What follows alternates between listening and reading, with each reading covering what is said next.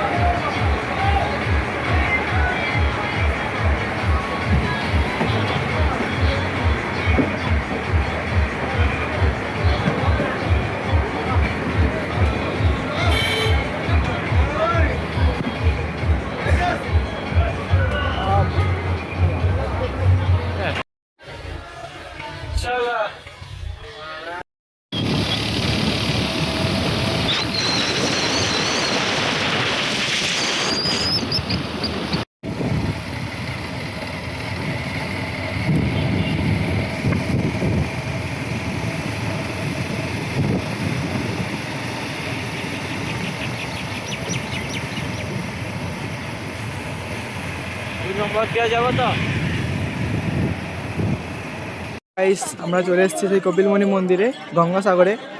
তো চলো তোমাদেরও দেখাই আর ভাবি বলবো কবে প্রতিষ্ঠিত হয়েছিল, কখন কোন সময়ে সব বলবো। চলো দেখো তোমরা। টাটা। এই মন্দিরটি নতুন হলেও এটি ঐতিহাসিকভাবে অত্যন্ত তাৎপর্যপূর্ণ। জনশ্রুতি অনুযায়ী 1437 সালে স্বামী রামানন্দ এই মন্দিরের প্রতিমা স্থাপন করেছিলেন। মহাভারতের বনপর্বেও এই তীর্থস্থানে উল্লেখ রয়েছে। পশ্চিমবঙ্গে দক্ষিণ 24 পরগনা জেলায় সাগরদ্বীপের অবস্থিত কপিলমুনির আশ্রম হিন্দু ধর্মের একটি অত্যন্ত পবিত্র তীর্থস্থান। পৌরাণিক কাহিনী অনুসারে রাজা সাগরের ঘাট হাজার পুত্র কপিল মুনির ক্রোধে ভস্মীভূত হওয়ার পর ভাগীরথী গঙ্গা স্পর্শে মুক্তিলাভ করেন। এই ঘটনাকে কেন্দ্র করেই মকর সংক্রান্তিতে এখানে পবিত্র স্নান ও মেলা অনুষ্ঠিত হয়। পশ্চিমবঙ্গের দক্ষিণ 24 পরগনা জেলায় সাগরদ্বীপের এই হুগলি নদী ও বঙ্গোপসাগরের সঙ্গমস্থলে প্রতি বছর মকর সংক্রান্তিতে আয়োজিত গঙ্গাসাগর মেলায় ভারতের দ্বিতীয় বৃহত্তম হিন্দু সমাবেশ। পৌরাণিক কাহিনী অনুসারে রাজা ভগীরথ কপিলমুনির আশ্রমে তার পূর্বপুরুষদের আত্মার শান্তির জন্য গঙ্গা নিয়ে এসেছিলেন, যা এই স্থানে এসে সাগরের সাথে মিশেছে।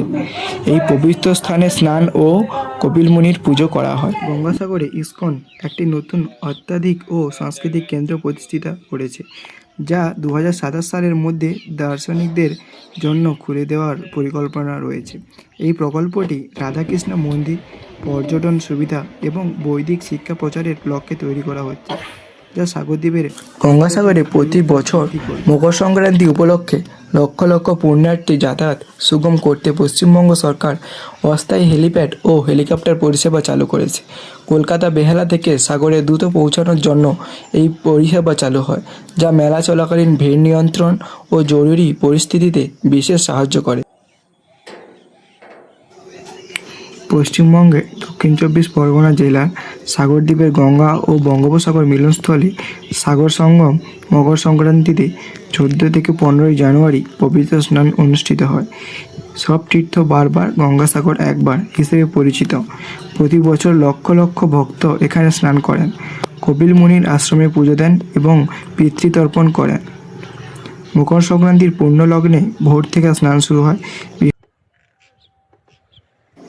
এইটা হচ্ছে গঙ্গাসাগর মন্দিরে যাওয়ার জন্য মেন গেট। এখান থেকে অনেকগুলো রাস্তা ভাগ হয়ে গেছে, 1 নম্বর, 2 নম্বর, 3 নম্বর, 4 নম্বর, এইভাবে রাস্তা ভাগ হয়ে গেছে। তো এটা হচ্ছে মেন গেট এবং এর পাশেই আছে বাস স্ট্যান্ড। এখান থেকেই সবাই যাতায়াত করে। মোটামুটি ঘোরা হয়ে গেছে। তো চলো দেখা হচ্ছে নেক্সট ভিডিওতে। ভিডিও ভালো লাগলে লাইক অ্যান্ড সাবস্ক্রাইব করে দিও।